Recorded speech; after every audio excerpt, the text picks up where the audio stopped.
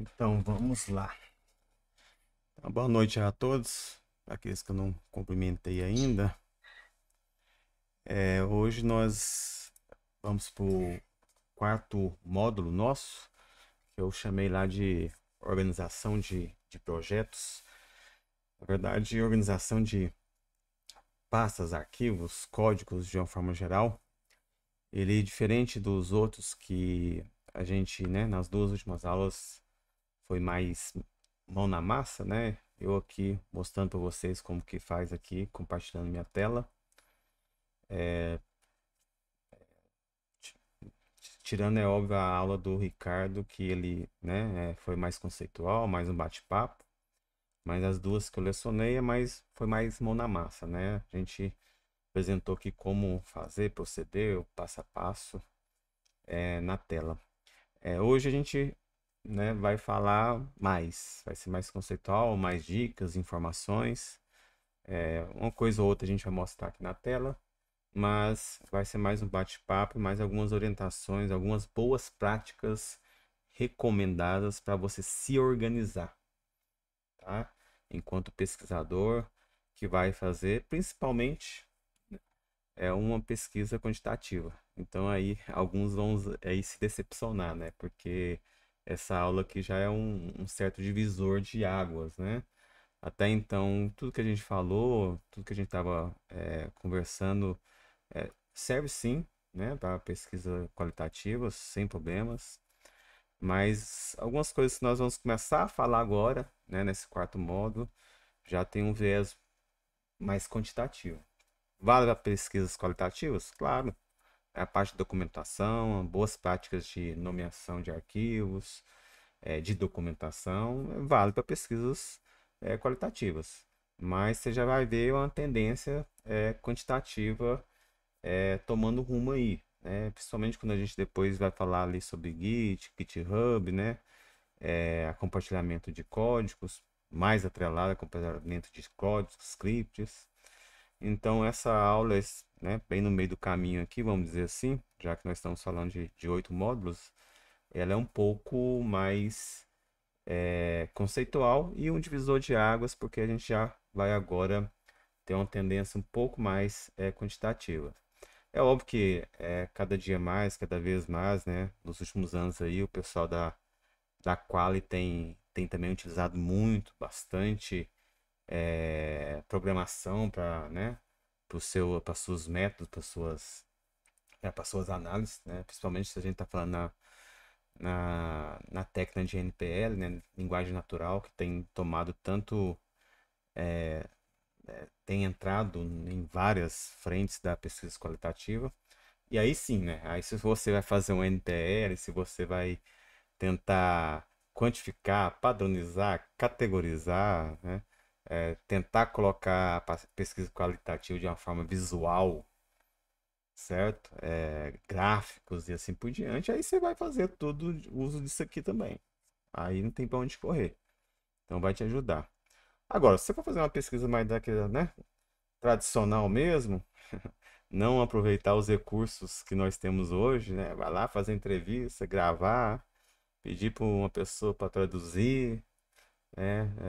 Juramentada, é, faz- traduzir, fazer a transcrição, fazer a tradução juramentada, enfim. Aí talvez você vai gastar mais seu tempo na papelada, né? Enfim. Mas é óbvio, né? Tudo que a gente falou para trás serve também a questão da documentação e transparência. Por mais que temos desafios adicionais em pesquisas qualitativas. Enfim, então nós vamos falar um pouco sobre né, as boas práticas aqui de organização, de pastas, projetos, códigos, certo? E vamos colocar o nosso roteiro aqui, né? Vamos desenvolver nosso roteiro aqui nas seguintes frentes. O nosso roteiro aqui vai ser, primeiro, falar um pouquinho sobre gerenciamento de dados, código e software, que no fundo são boas práticas aí de programação, colaboração, organização de projetos, de pastas. Vou falar um pouquinho para vocês sobre o Art, né, que a gente já comentou alguma coisinha. Um template nosso aí para ajudar a vida de vocês, facilitar, não precisar partir do zero. Acompanhamento de mudanças, já pegando um pouco o gancho do que a gente vai ver mais para frente aí, no próximo módulo. Redação de manuscrito, mais uma vez, pegando mais para frente aí o que a gente pode ver aí no módulo seguinte, no módulo 6. E boas práticas complementares, que é se você realmente não vai seguir nenhuma das orientações que nós vamos falar aqui e que nós vamos ensinar nas próximas aulas, não vou mexer com isso não. Então tem algumas dicas aqui complementares que talvez possa ajudar e possa te incentivar a colocar pelo menos um requisito mínimo de reprodutibilidade para os seus trabalhos, certo? Então vamos lá, dar sequência. Esse material aqui ele foi muito baseado no Wilson 2017, apesar de ser um pouco antigo, né? 2017, né? Tem alguns tempo aí, ele tá bem atual. Até porque o pessoal em 2024 agora usou como base aqui o Wilson 2017, tá?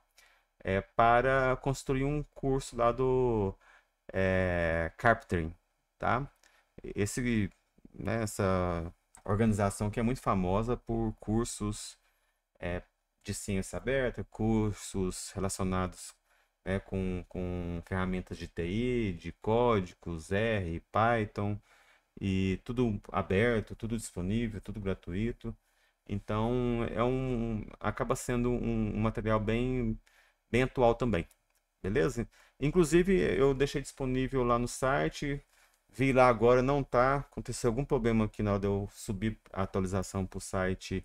Já há uns 2 dias que eu tentei hoje de novo e não atualizou essa bibliografia que eu indiquei lá na nossa agenda.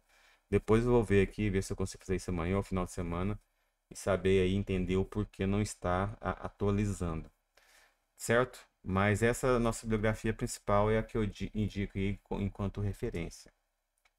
Beleza. Quais são as nossas principais barreiras, desafios aí do ponto de vista prático de organização à reprodutibilidade, né? Quando você pegar um artigo e quer ver, né, como ele foi feito, principalmente porque você quer reproduzir ele, seja para você aprender, seja porque você está pensando em fazer algo parecido, ou seja porque você quer realmente auditar ali e você tem dúvida se aquilo realmente está correto ou não, né? Quais são as principais barreiras? Código inelegível, né? Você não tem um código bem estruturado, sem comentários, sem explicações, você não sabe o que está acontecendo ali. Nome de variáveis que só o autor entende, né? X1, temp, final 2, só ele entende o que ele quis dizer com temp, talvez temporário. Variável x1, x2, x3 não diz nada, enfim. A gente vai ver que existem algumas boas práticas que a gente pode melhorar e facilitar a vida para quem está lendo nossos materiais suplementares. E não só o artigo final, como a gente tem falado aqui.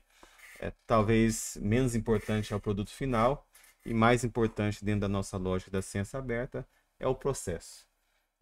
Dependências não documentadas, né? Funcionou aqui no meu computador, mas você usou 57 pacotes do R, e esses 57 pacotes, cada um tem uma dependência própria. Então, vai saber daqui a 3 anos que a pessoa está vendo o seu trabalho, seu código, qual que é a versão daquele pacote que você usou, e quando ele for rodar o seu código, não vai rodar, vai dar problema, e saber, né, de onde vem a origem do problema, se é o pacote X, Y, qual versão do pacote, enfim. Então, um desafio muito grande você não documentar os pacotes utilizados. Versões diferentes, né, podem causar, como já está subentendido, problemas diferentes, como eu acabei de falar. Caminhos absolutos, não usar caminhos absolutos, a gente vai ver aqui. Então, user, Pablo, né, meu projeto, análise final V2, enfim, não importa. Tá? Esse caminho absoluto, muitas vezes, vai dar problema na hora de replicar o código, porque aquele caminho não existe no computador da outra pessoa, né? Então, vai quebrar o código aí. Passos manuais, o que mais acontece, o que a gente faz no dia a dia, e eu fiz muito isso, ainda faço, é claro. As coisas mais simples aqui você acaba fazendo, não tem como você fugir. Mas, né, o copia e cola da vida aí, né, o processo copia e cola aí, que é muito. é, Existe muito ainda na nossa prática do dia a dia. Então, passo o processo de copiar e colar, não funciona, a não ser que você está usando algum software que gerencia e lastreia todo o seu copiar e colar, todo o seu manuseio que você fez no Excel ou na planilha, como existem. A maioria deles pago, né? Enfim. Então, toda transformação dos dados que você fizer tem que estar em script. É preferencial que esteja em script. Mas a gente vai ver mais para frente que de repente tem alguma solução, por mais que não seja ideal, mas é um ponto intermediário para você começar. Né? As soluções no code, que você não precisa codificar, mas que tem uma certa vantagem para a reprodutibilidade. Vou comentar com vocês lá na frente. Eletricidade não controlada, né? Quando você estiver fazendo simulações, bootstrap, você fixar a semente. Menos problemático, porque as diferenças que você vai ver ali talvez não são tão gritantes, não são tão substanciais, mas vai ser diferente. Não vai ser igual do jeito que o autor colocou, que ele publicou no artigo dele. Tá? Essa que é a verdade. Então, às vezes a gente esquece aí dados brutos modificados, então, né, a mania de você pegar os dados, aqueles originais, e a partir daqueles dados originais você fazer as suas transformações, e no final das contas, né, lá no resultado final, você não tem aquela base original, e aí o cara não sabe, não entendeu, já que você usou copiar e colar, né, excluir, manusear a planilha ali, né, excluir coluna, mudar nome, excluir linha, no Excel, então ele não sabe qual foi o processo para chegar no dado final e você já crashou o dado original, né? Você não tem mais o dado original, certo? Então você perde toda a rastreabilidade do que foi feito de um processo para o outro, né? De um ponto no tempo para outro no tempo. Então nós vamos aprender aqui na nossa aula de hoje como podemos evitar essas barreiras aí. E de cara já fala que o desafio ele é grande, né? São coisas que você vai acostumando e aprendendo com o tempo. Vira e mexe, estou eu aqui esquecendo de uma coisa ou outra, comum. E olha que eu faço análise estatística já há 20 anos da minha vida. Acho que não tem uma semana aqui que eu não faço uma análise estatística, né? Então, sim, já foram, já com certeza mais de mil, mais de 1000 bases de dados que eu avaliei e pego mexendo aqui e fazendo uma coisinha ou outra, um vício ou outro que acaba não sendo uma boa prática. Então é com o tempo, é devagar, né? E o intuito principal é você começar a sua padronização. A nossa padronização a gente já tem, na verdade, né? Eu sempre tive uma padronização aqui. Muitas delas, quando eu fui, né, ver o que realmente a literatura colocava, eu já fazia. Mas outras não. Então, qual que é o desafio? É você tentar usar alguma padronização que todo mundo entende, não só você. Então, e aí você vai usar, tá, beleza, vou usar uma padronização que todo mundo entende, né? Não só eu. Por quê? Porque senão você vai ter que se explicar toda vez. Se você tem uma padronização que todo mundo entende, está documentada, existe um guia, você só fala o seguinte, ó, para elaborar o trabalho, toda a documentação, eu seguia aqui. Pronto, tá lá documentado, a pessoa vai lá e se ela já conhece o guia, sabe o que você fez. Se não, ela vai lá no guia e simplesmente vai entender qual foi a sua dinâmica, qual foi a sua estrutura de raciocínio. Beleza? Primeiramente, gerenciamento de dados. Né? Já até adiantando o que a gente acabou de falar. Seus dados originais são imutáveis. Você tem que colocar lá somente leitura. Né? Você tem que dar permissão para somente leitura para não poder mudar nunca. Os dados originais do jeito que veio lá do seu Google Docs, né? Do seu Google Forms, que você fez a coleta, um survey lá online. Então vem daquele jeito lá. Então, daquele jeitinho lá, você guarda ele, somente leitura, que ele é o seu ponto de partida, é a sua fonte de verdade. Qualquer mudança que você faz a partir daí, se você não vai usar todo, né, o processo que a gente está recomendando, os scripts e tal, pega outros dados, tá? Cria uma cópia lá e vai fazendo o seu fluxo aí, mas não sobrescreva aqueles dados. Fazer backup sempre, né? Você sempre está guardado aí. Eu acho que hoje é comum. Talvez essa recomendação faria mais sentido lá atrás, não era tão comum os armazenamentos nas nuvens, mas hoje em dia você já vem até vinculado ao próprio PC, então você faz a sua organização aí e faça um backup automático nas nuvens, com o seu servidor aí que você utiliza. Ou também, né, como a gente colocou, né, que a gente colocou na aula passada aqui, aí um pouquinho, como a gente colocou aqui na aula passada, a gente pode simplesmente ir lá e vincular a nossa pasta aqui no computador, aula retrasada, né? A gente pode vincular o que a gente fez aqui, que está no seu computador, e conectar com o OSF, né? No meu caso aqui, eu tenho o OneDrive, né? Então eu pego e conecto aqui um projeto meu, né, qualquer, já tem conectado, não vou conectar, e coloco aquela pasta, ó, aquela pasta daquele projeto, daquela pesquisa, já está no OneDrive e, consequentemente, eu não preciso ficar preocupando mais, de repente, com sincronia e publicidade. Só ter o cuidado de, né, os dados sensíveis que você não quer que publique, não quer e não pode, às vezes, ir para, né, o SF, para as nuvens, para tornar público, não está lá, está uma pasta separada, uma pasta DME, ADM, que a gente vai chamar e vocês vão ver aqui agora mesmo, beleza? Transformar os dados para um formato mais acessível, principalmente aberto, né? Então, sempre dá preferência a usar CSV, JSON, em vez de XLX, Excel, enfim, que são formatos proprietários. Então, dá preferência de utilizar formatos abertos, né? Fica mais fácil a manipulação nos softwares aí, né? A gente coloca aqui R Python, porque dentro da ciência de dados, dos cientistas aí, são os mais utilizados, né? Por ser open source e ter uma comunidade gigante, gigante, gigante, que está nos ajudando aí com funções, pacotes, muitas vezes muito específicos. E assim, é incrível tantas funcionalidades e tantas coisas que a gente acha para R Python, né? Se você imaginar que precisa de uma coisa, você pode pesquisar se de repente você vai achar, né? Então, assim, por isso que a gente coloca aí R Python, mas é óbvio que você pode pensar em outras linguagens também. Em relação aos dados, por exemplo, né, algumas dicas fundamentais para quem não trabalha com dados. Isso aqui parece bobo, gente, mas como falei, tem 20 anos que eu trabalho aqui, é incrível como que eu pego banco de dados que, assim, o último agora que eu peguei. Peguei um último aqui agora, meu Deus do céu.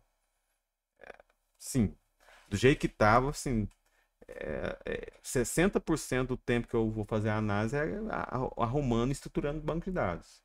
E aí eu não estou falando estimativa minha, não. Você pode pesquisar aí que você vai ver que é uma estimativa geral, né? Gasta-se muito tempo em fazer o que nós chamamos de ETL, né?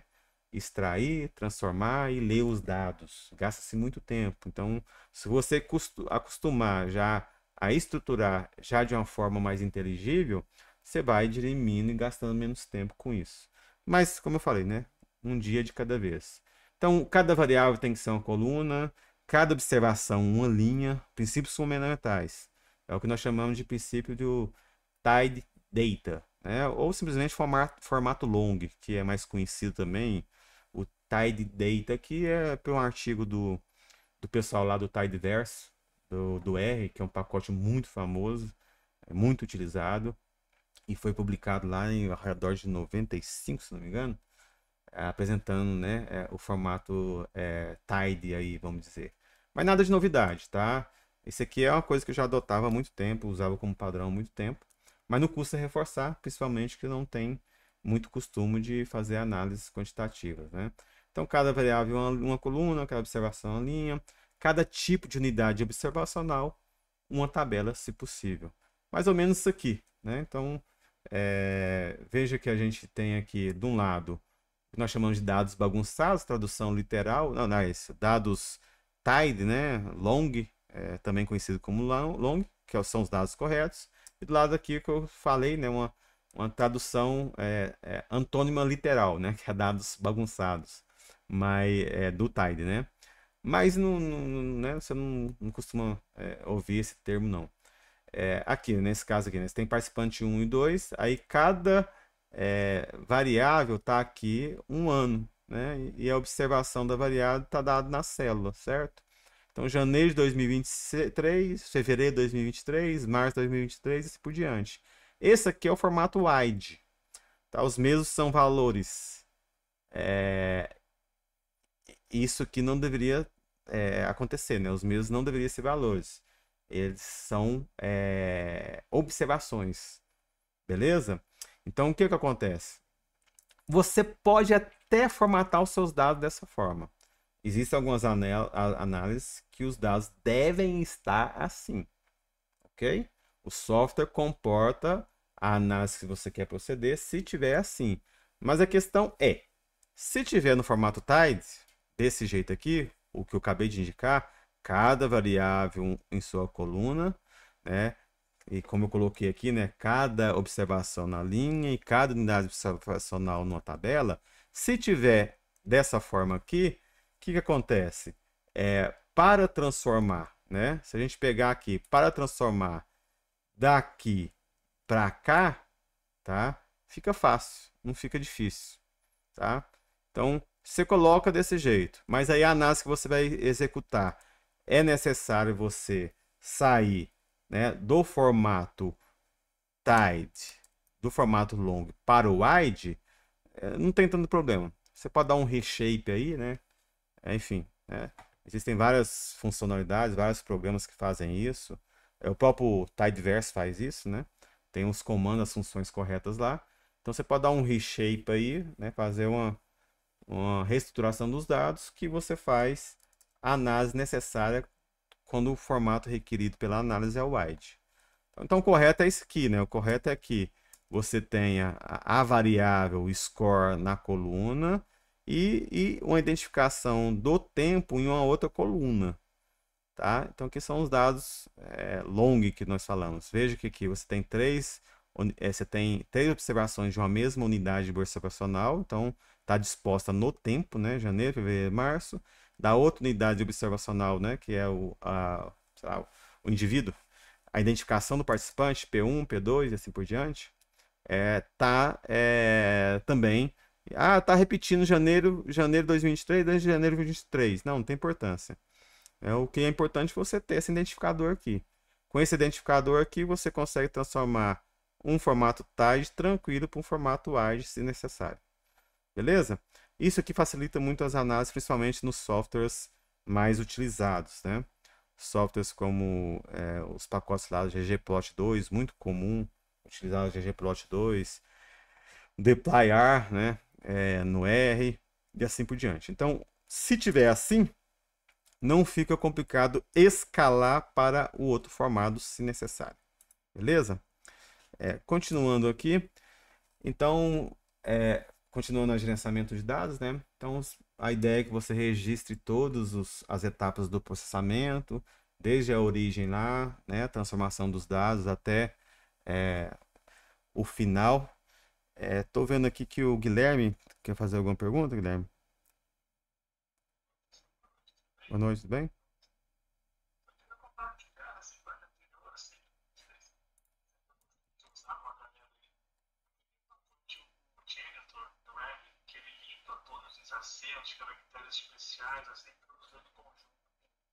Legal, legal. Uhum. Beleza, né? O Guilherme compartilhou aqui, né, que existem os pacotes que a gente pode fazer a limpeza dos dados. Quem não está acostumado aí não sabe, talvez, que para nós aqui não existe caractere especial, né? A gente odeia caractere especial, né? A gente não gosta de espaço, a gente gosta de underline, de hífen, né? Nada com acento, nada com C cedilha, enfim, e às vezes você vai precisar fazer uma limpeza geral dos dados, transformar, categorizar. E aí ele falou deu a dica do pacote, né? Beleza. Então a gente tem que registrar, né? Documentar todos os passos. Isso aqui era mais importante antes, né? Manter o log das operações. Você tem os softwares que já tiram o log para você, né? Eu trabalhei muito com Stata, então eu tinha costume de gerar o log de tudo. Mas no meu caso, por exemplo, se você vai adotar o GitHub, né, o gerenciamento de versão, o versionamento, talvez isso aqui seja menos importante, beleza? Agora, se você não vai adotar gerenciamento de versão, talvez seria interessante você montar os logs e pedir e habilitar o log no software que você estiver utilizando. E aí eu já comentei, usar identificadores únicos, né? Participante 001, né? ID, né? Eu sempre tenho costume padrão de toda identificação colocar como ID, né? Então, de identificação. Então, sempre aquela identificação daquele participante, daquele indivíduo, daquela observação, daquela unidade observacional ser única, beleza? Aqui eu tenho um exemplo aqui, ó, de um trabalho meu.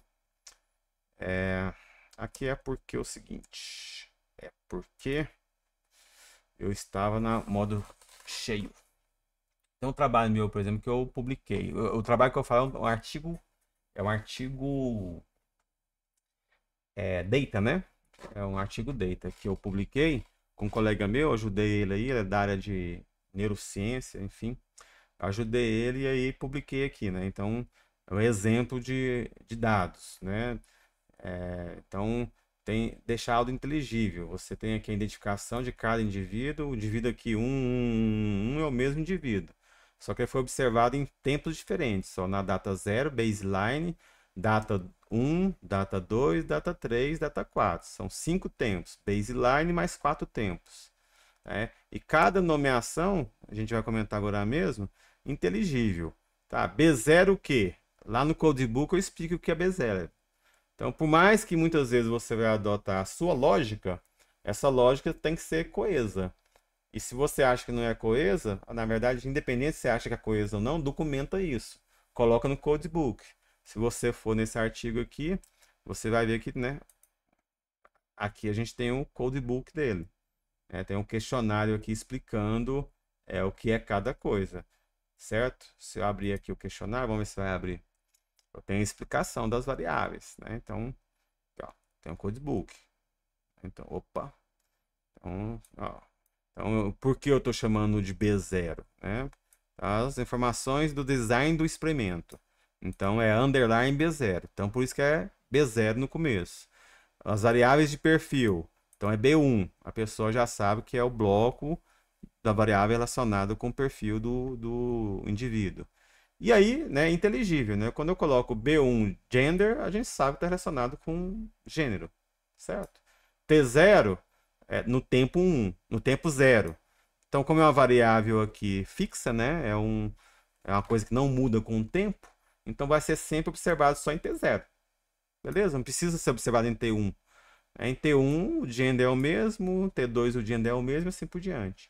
Então tem toda uma lógica aqui que eu descrevi, expliquei, né? Expliquei e coloquei os valores também que é interessante. É óbvio que você pode fazer isso via software, né? O R tem um software lá, Codebook, que faz isso de forma automática. Forma automática, caramba, né? Tem coisa que precisa deixar automático, dá mais trabalho você fazer manual. Então, essa que é a verdade. Então, se é uma coisa que você não vai fazer sempre, sempre tá fazendo, de repente é melhor você fazer no manual mesmo do que você automatizar. Agora, se é uma coisa que você acha que vai fazer sempre, melhor você aprender, né? Melhor você aprender, porque aí vai ficar mais fácil o resto, vamos dizer assim. Beleza, voltando aqui, depois que você tabulou esses dados e depois no final você deixar isso público, hoje cada dia mais está sendo requerido pelas revistas, até mesmo na submissão, algumas estão exigindo, você coloca, submete, por exemplo, ao SF, como eu indiquei vocês, né, e privado, não precisa ser público, né, antes de publicar o artigo, é óbvio. Algumas coisas que eu faço aqui não tem nem importância. Publico o artigo, os dados primeiro, junto com, a, com o artigo, e aí eu uso aqueles dados, mando para a revista, enfim. Mas às vezes não, e o que geralmente a gente faz não é assim, né? Geralmente a gente só deixa disponível os dados depois que tiver publicado ou em conjunto com a publicação do artigo. Então, você pode colocar os dados lá no SF, privado, não deixar público para ninguém, só para você, os seus colaboradores, os seus coautores, certo?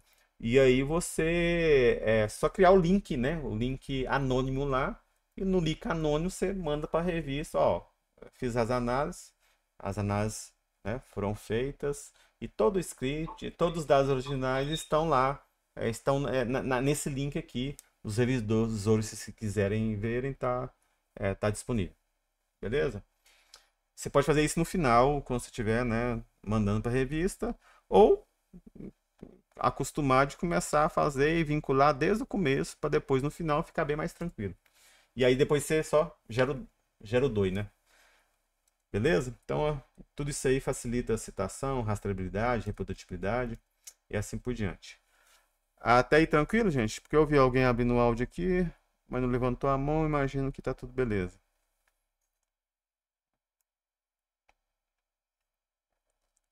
Beleza aí, né? Vamos parando. Essa aula, como eu falei, vai ser um pouquinho mais chata, né? Porque é só eu falando. Então vocês ficam à vontade de parar aí quando necessário, viu, gente? Beleza, então falar um pouco sobre o que nós chamamos de, basicamente, se você for pesquisar na literatura, que o pessoal fala em literacia computacional, literacia em computação, enfim, em programação. Então, eu estou chamando aqui de código e softwares. São dicas, viu, gente? São dicas, são recomendações, orientações que vai facilitar principalmente a sua vida, não é só dos outros, não. Se você acostumar a fazer desse jeito aqui, você acaba facilitando, não é só a vida dos outros, não, a sua vida também. E com o tempo você vai acostumando a padronizar, tá? Então, como eu comentei, né, fazer os comentários, como eu já falei lá no segundo slide, acostumar de você comentar todo o script e no início você, né, colocar a descrição daquele script lá, o propósito dele, o que que ele faz, seu nome, as datas que foi feita. Esse aqui é um exemplo também que eu tenho. Acho que não vai dar certo de novo, porque eu estou aqui, ó, porque eu estou no modo tela cheia. Vamos ver aqui, ó. Esse aqui é um exemplo que eu publiquei na revista de impacto até relevante. E aí eu deixei disponível, né? Até porque o artigo também ele é um artigo metodológico, né? Então, se é um artigo metodológico, então, peraí, pessoas, se é um artigo metodológico, então, né? Eu tenho que mostrar o que eu fiz ali para ensinar os outros, certo? Então, deixa eu ver aqui no modo aberto. Tá dando problema quando eu abro o link no modo full, mas aqui não abriu, não. Vai abrir. Aqui, ó. Então, algumas coisas vocês desconsideram. Isso aqui não é recomendado, não, viu? Hoje eu faria diferente, beleza?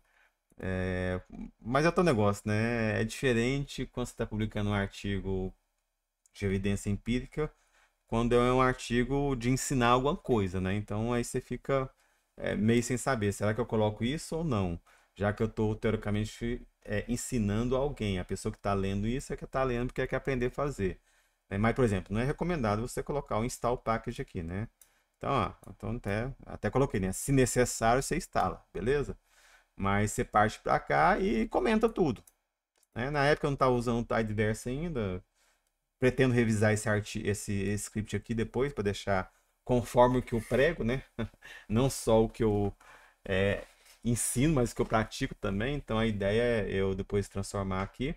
Mas essa é que é a lógica, né? Você comentar e, enfim, é, tudo possível, mostrando os passos, seguir uma lógica, é, né, o máximo que você conseguir, você coloca ali, né? Se eu pegar esse trabalho meu aqui, talvez não esse, mas um outro que eu fiz na sequência, que eu já comecei a brincar um pouco mais direito, né?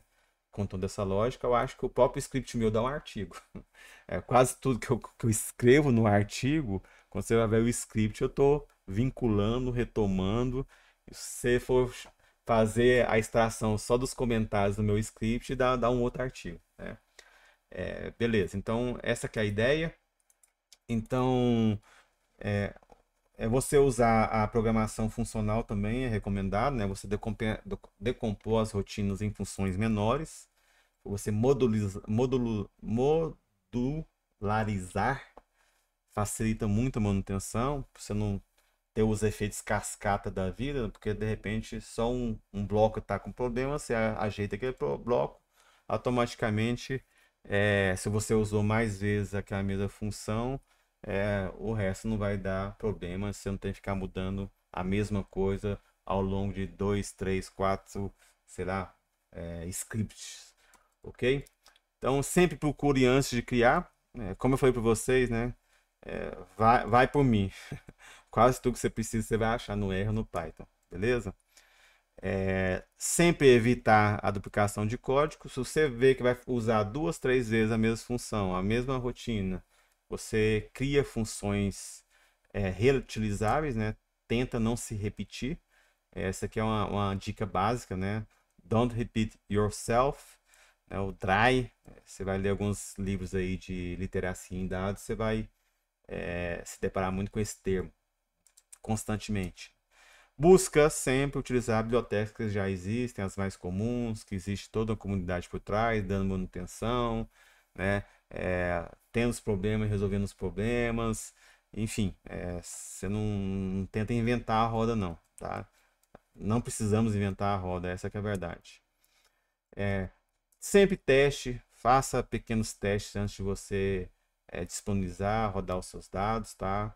Nem que seja com uma pequena base de dados para ver se está dando certo ou não. Dá nomes significativos, vamos falar mais sobre isso, mas as suas variáveis e funções sempre tem que ter um nome inteligível. E aqui não vou abrir novamente não, porque eu acabei adiantando lá, né? No meu arquivo lá do Mendeley, que eu fiz a publicação de um artigo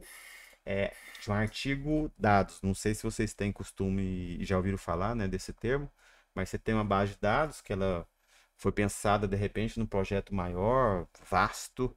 Você aproveitou para um artigo ou outro, beleza, tal, fez lá o que você tinha que fazer, né, defendeu a tese e tudo, mas é um dados ricos que de repente você não explorou tudo, talvez você não vai explorar mais e custou dinheiro, né? O seu tempo e até mesmo dinheiro financiado seu, né, dos agentes públicos e assim por diante.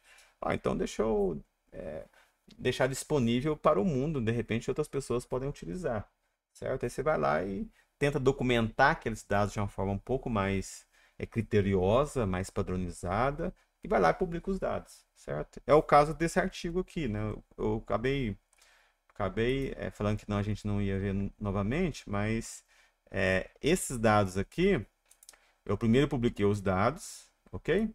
Primeiro publiquei os dados com o Sérgio e com os orientadores dele, e aí depois a gente publicou o artigo desses dados, certo? Deixa eu só colocar aqui para a gente ver aqui, vai mostrar aqui, ó.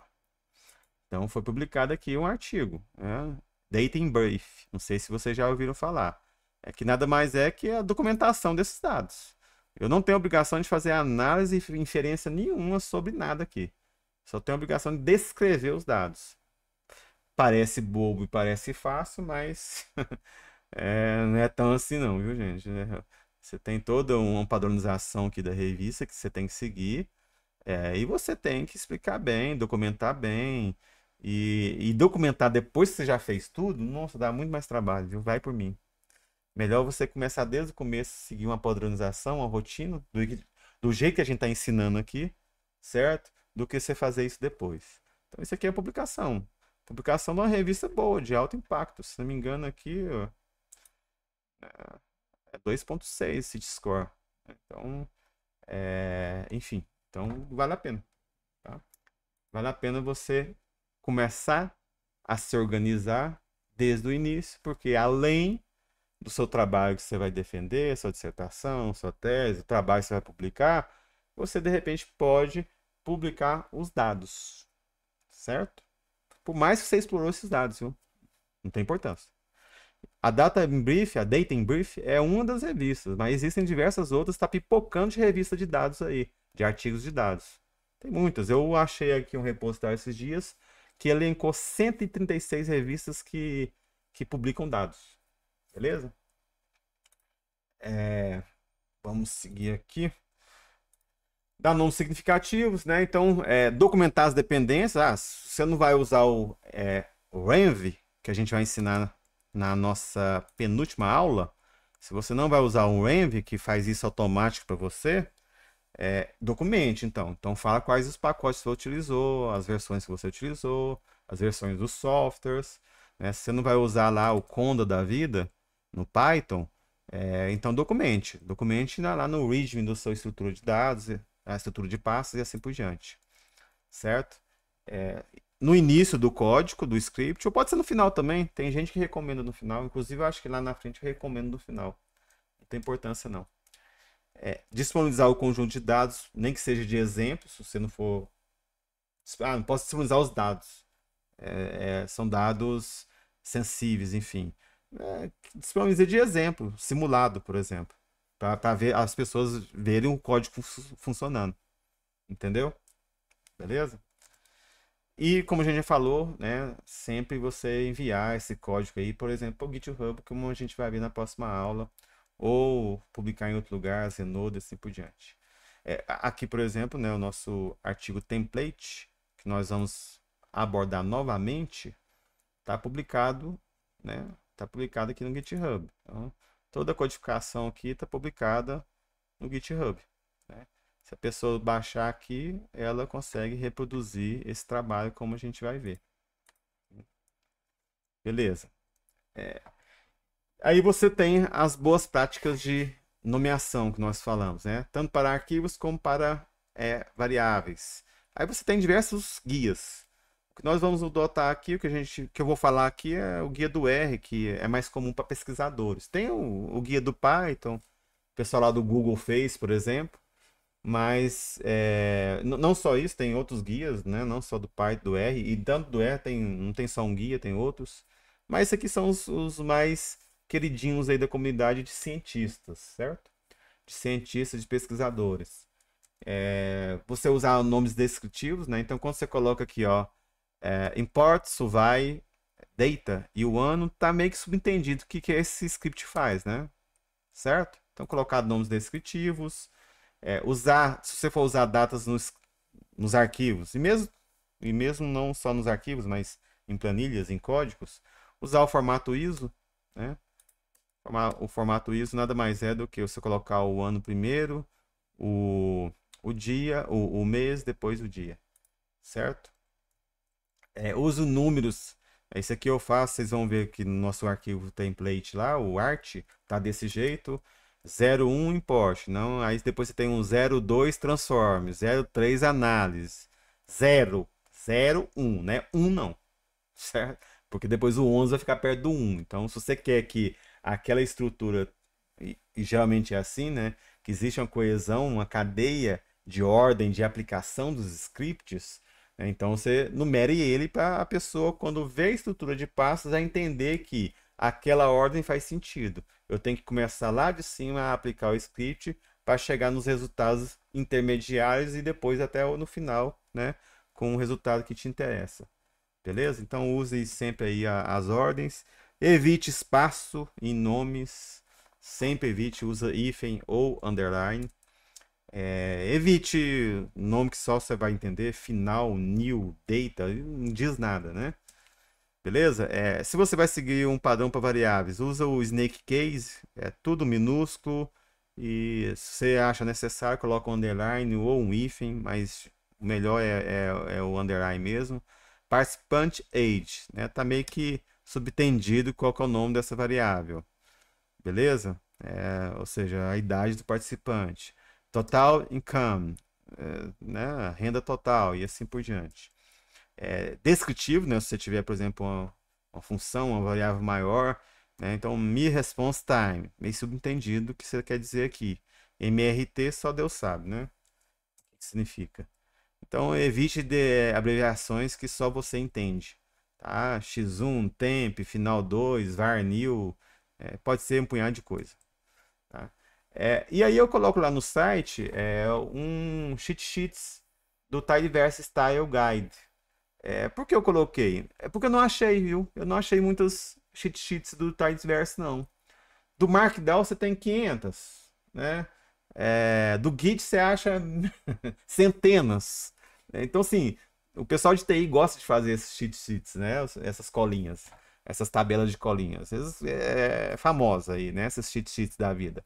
Então, para tudo quanto é ferramenta, existe um cheat sheet. E aí eu peguei e resolvi fazer do Tidyverse Style Guide, né? Que é o padrão de nomeação de arquivos, sintaxe, né? De scripts, de pipes. Vocês não precisam saber o que é isso aqui, só se vocês forem realmente usar, dá uma olhada depois. Funções. Eu fiz esse aqui, eu construí esse cheat sheets aqui Para analista de dados, tá? Eu não tô abordando aqui a questão de construção de pacotes, não. Que alguma coisa é igual, tá aqui, beleza? Mas tem algumas coisas adicionais. Então, se você quiser olhar lá no site, depois, dá uma olhada aí de algumas dicas. Eu acho que ficou bem legal do jeito que eu construí aqui, né? Exemplos de o que é correto, como vocês podem ver aqui, do que é incorreto. Nomenclatura de arquivos, a gente acabou de falar, né? Então, 01, aí é óbvio, né? Eu coloquei em português.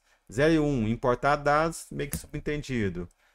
Análise final, pode ser muita coisa. Dados temp, full, e assim por diante. E aí vocês dão uma olhada lá depois nessa cheat sheets aqui, e de repente pode ajudar. Tá? Então, eu só construí por causa disso, que eu não achei. Na verdade, eu não achei nenhuma. Deve ter. Só não encontrei porque eu procurei pouco, né? Essa que é a verdade. Deve ter. Mas outras diversas, Markdown, por exemplo, eu não propus lá no site. Achei um punhado. Git eu não propus no site. Tem um punhado. Né? E as outras ferramentas, Quarto eu não propus no site. Tem uma muito boa lá do site do Quarto.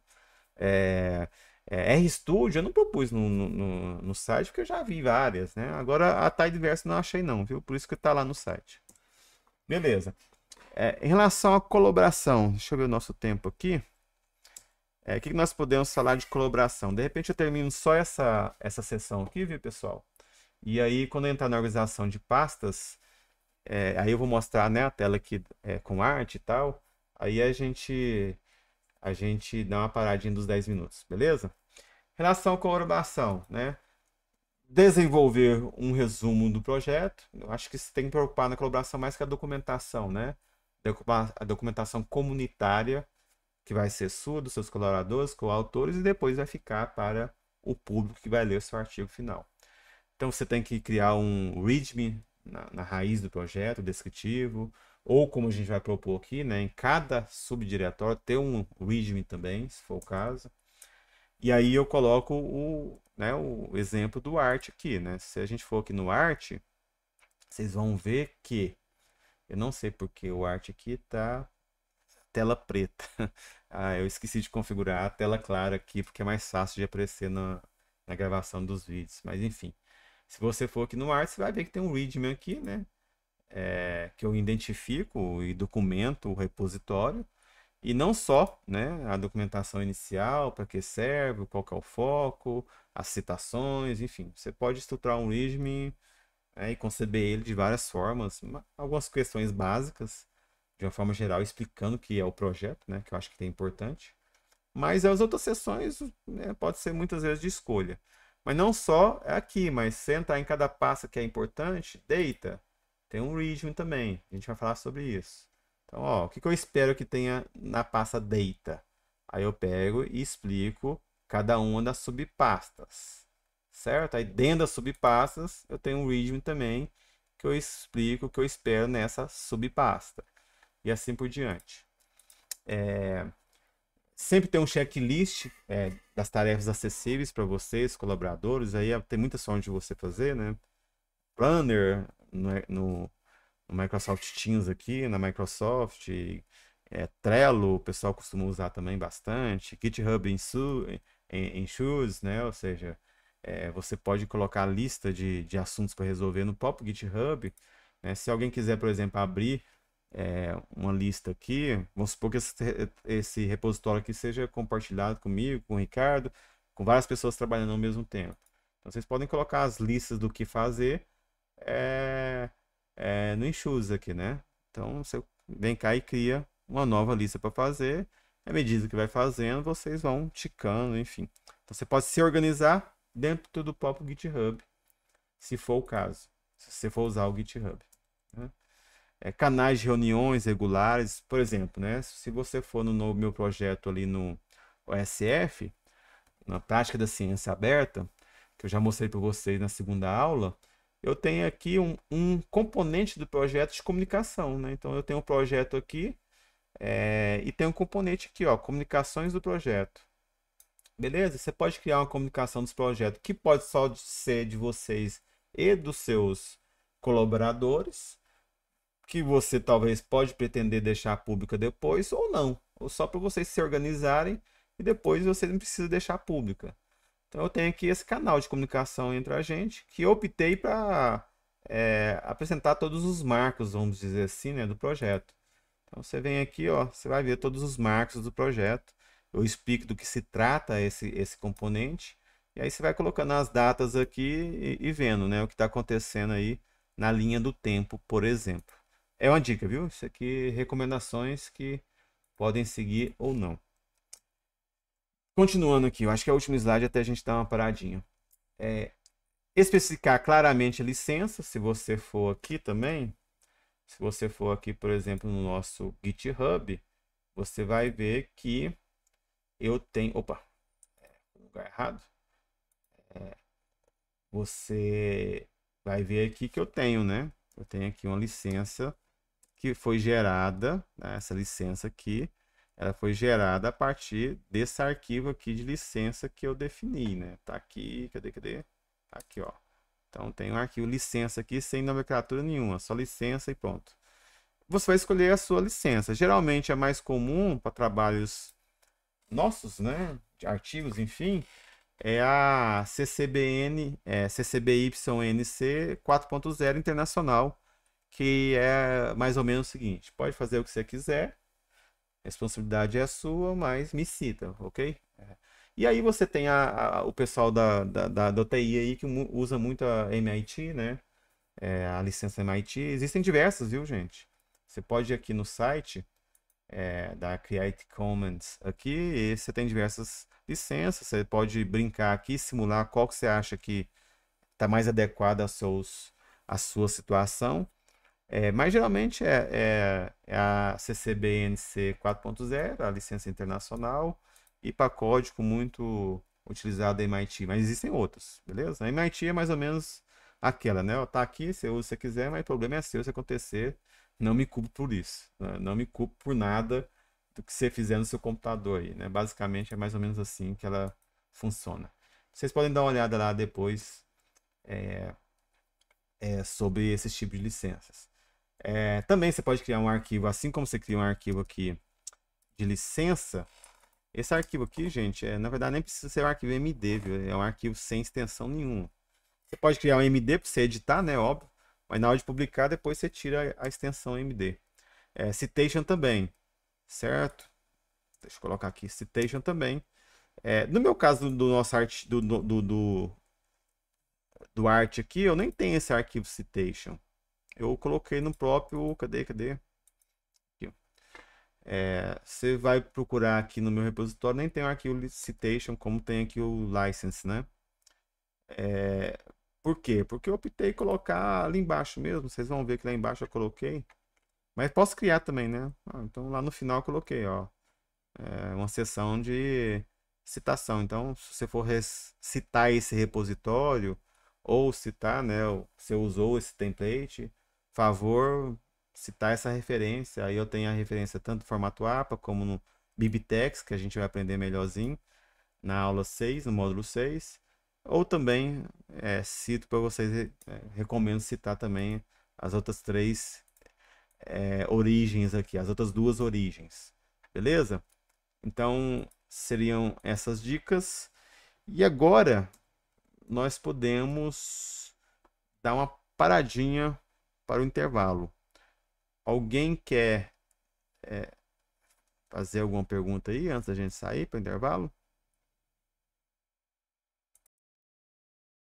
Tá, pessoal, voltando aqui então. Lá, pessoal, voltando aqui então. Vamos lá. Espero que vocês tenham conseguido aí esticar um pouquinho aí. E tomado uma aguinha. Apesar que a água deve estar aí do lado, né? Se for igual eu aqui, do lado. Então só cafezinho. Mas à noite pode tomar café não, senão não dorme depois. Vamos lá, gente. Falando um pouco sobre a organização das pastas, né? De como você vai colocar os arquivos aí do seu projeto no seu computador. Talvez uma das questões mais cruciais, né? Eu não sei vocês aí, mas eu aqui, meu Deus, às vezes é uma bagunça, né? Tô criando o hábito de me organizar Principalmente porque quase sempre agora o intuito é deixar o mais público possível, né? O mais transparente possível. É aquela bagunça que só você entende. Então agora você tem que organizar a sua bagunça. A gente pode de repente começar, não apenas pelas dicas que a gente acabou de falar, que é um posterior, o script e tal, né? Mas agora anterior, né? A organização do seu projeto mesmo, das pastas. Então existem algumas dicas recomendadas, né? Cada projeto, cada pesquisa, trabalho tem que ser seu próprio diretório, assim como nome de variáveis, nome de arquivos também que seja um nome claro e descritivo, certo? E tudo relacionado com aquele projeto tem que estar dentro dele. Ah, tem coisas que eu não vou publicar. Vocês vão ver, vamos criar uma pasta ali ADM, de administração, admin, né? Que vai ser a nossa bagunça desorganizada dentro dessa pasta ADM e notas diversas suas e, se for o caso, como a gente está discutindo aqui, os dados sensíveis, tá? Por exemplo, né? Então você tem três pastas básicas. Você pode ter uma, por exemplo, que chama output, ou saídas, ou results, que nessa pasta vai estar todos os seus outputs, né? As suas saídas relacionadas com tabelas, gráficas, relatórios, apêndices, por exemplo. Você pode ter uma pasta chamada data, que ali vai ter os dados de origem, os de entrada, os de saída, os analyze data, ou se tiver alguma coisa intermediária, você tem uns dados também intermediários, uma pasta só para intermediário. E depende, dependendo da complexidade também, você, né, colocar subpastas, modelos Logit. É tanto script, tanta coisa que de repente você acha mais sensato se organizar em subpastas, subdiretórios. Isso aqui são só ideias gerais e um esqueleto geral, né? Um esqueleto recomendado. E aí você pode ter pastas também só de script, só de comandos. E também você pode, de repente, organizar essa pasta em subdiretório, como a gente vai propor aqui. É, Analyze script, né? Script de análise, script de processamento, é, o apêndice, né? Scripts do apêndice, se for o caso. E como a gente já comentou também, nomear os arquivos para refletir o conteúdo. Então, em vez de você colocar lá file 1, arquivo 1, coloca lá data collection. Então, está subtendido que aquele script, no caso aqui é arquivos, né, de dados, está subentendido que aquele dados ali está relacionado com a sua coleção original, por exemplo. Beleza? Então, isso aqui seria uma ideia, né, de estrutura de pastas que está materializada, por exemplo, aqui no nosso Word. Depois eu vou comentar, agora eu vou comentar novamente aqui essa estrutura. Mas o ART, que é a proposta nossa, metodológica, nossa proposta conceitual, se você quiser, né, desenvolver da sua cabeça aí, não quiser desenvolver da sua cabeça e partir de uma estrutura já pronta, usa o Art aqui, né? E também eu não parti da minha cabeça isso aqui também não, viu, gente? Eu usei aqui o protocolo Tier para isso, tá? Então, aqui, ó, Tier. Tier não, Tier. Você tem aqui o protocolo Tier, que o pessoal do projeto Tier que já tem trabalhado nessa estrutura já há alguns anos, até desde 2016, se não me engano. Acho que sim, desde 2016. E tem 2017, né? Certeza. Mas eu acho que até desde 2016. Eles vieram evoluindo, né? Até chegar na quarta versão aqui, né, do protocolo Tier, né? Você tem aqui, eles têm essa agenda e aí propuseram, né? Dentro do campo de ciências sociais aplicadas, para o pessoal também de análise qualitativa, viu, gente? Propuseram esse protocolo aqui indicando que você deveria estruturar a sua pasta aí de pesquisa mais ou menos dessa forma. E para cada uma das pastas, você tem aqui ele explicando o que espera ter dentro daquela pasta, o que você pode colocar dentro daquela pasta. Eu meio que repliquei, viu? Eu meio que repliquei esse trabalho aqui com pequenas adaptações, certo? E a vantagem minha, por exemplo, né, em vez de você chegar aqui e ler cada coisa aqui, você já baixa. Você simplesmente já baixa aqui. Estou aqui no repositório do Art. Vem aqui, baixa aqui, download, fazendo download, né? desse repositório. Vou fazer aqui o download. Vamos supor aqui que eu vou fazer aqui... Ah, não, deixa eu fazer aqui na minha máquina virtual. Na minha máquina virtual está mais organizado com o curso aqui. Então, eu estou aqui no Arch, inclusive está a tela branca, né? É mais fácil de vocês visualizarem. Então, eu tenho aqui no Arch, estou aqui no repositório do Arch, artigo template.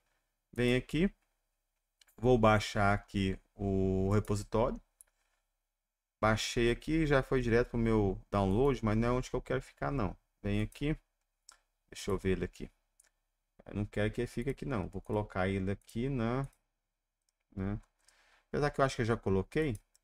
Eu já coloquei, quer ver? Não, coloquei não. Aqui. Vem aqui, pegar todo o art aqui e tirar aqui e colocar nesse repositório aqui que eu vou chamar de, sei lá, colocar aqui Art Project, que é o modo Project. Vem cá. Criei aqui, né? Vamos supor que esse aqui é o meu projeto, o meu nome do projeto. Não está inteligível, né? Óbvio. Você tem que colocar o nome inteligível aí. Vídeo aqui que eu coloquei, ó, Art Hífen Project. Seja coeso. Se você está dando o nome dessa forma no seu trabalho, né? Hífen sempre, adote hífen. Não usa né, o underline, não. Da mesma forma que as pastas do Arch, vocês vão ver que está no camel case, né? O que é camel case? As letras iniciais da palavra maiúscula e o resto minúscula. Então, eu geralmente adoto esse padrão para pastas, e aí para a codificação e tudo, né? Arquivos, nomeação de script, funções, variáveis, o snake case. Beleza? Então aqui, ó, se você... Aí, aqui tem o Arch, né? Não, eu vou adotar... Vou fazer o mínimo possível por enquanto. Vou começar a normatizar meus trabalhos aqui, me organizar, disciplinar, só organizando as minhas pastas, meus projetos e a documentação deles. Então, eu não vou mexer com Git, GitHub, isso que a gente vai aprender na semana que vem, né? Aquelas coisas que nós vamos aprender na semana que vem. Ah, não vou mexer com isso, não. Vou só tentar trabalhar de uma forma um pouco mais estruturada. Para na hora de eu publicar o trabalho, né? O revisor, a revista que eu for publicar, de repente mudou a norma do dia para a noite e agora está exigindo toda a documentação dos scripts, do trabalho, do projeto, né? Então vou me organizar desde agora. Então, de repente tem coisas aqui que você não vai usar, né? Então não vou mexer com publicar no GitHub, vou tirar aqui tudo, né? Não vou mexer com Docker, Renv não precisa, vou excluir aqui, né? Vou excluir isso aqui. Não vou trabalhar no quarto, vou publicar aqui depois a minha documentação em PDF, se for o caso. Vou aproveitar aqui só por enquanto, será? Vou publicar aqui só o README, né? README e a licença, por exemplo, né? Nada disso aqui eu vou aproveitar por enquanto. Não vou trabalhar no quarto, né? No documento dinâmico. Eu simplesmente só quero fazer o que eu fiz até então, trabalhando no Word, mas só que for trabalhando de uma forma um pouco mais estruturada para eu me organizar minhas ideias. Então eu tenho uma pastinha aqui, ADM, que vai ser minha bagunça, eu não vou publicar, ok? Então ADM, administração, né? E o resto aqui eu vou usar aquela estrutura do tier ou do art, né? Vou usar aqui a estrutura. Então, o que você vai fazer então? Você vai baixar aqui, usar essa estrutura e documentar, né? Aí na documentação você, né, vai usar o texto comum mesmo, README. É óbvio que aqui não tá uma bagunça porque é do próprio Art, né? Tá em Markdown. Você simplesmente vem aqui e vai documentar, né? Ó, esse projeto é para isso, isso, isso, isso. Tem esse intuito. As pastas estão organizadas dentro dessa lógica aqui. Em cada pasta você vai ter a explicação mais detalhada do que está sendo traduzido nela e assim por diante, certo?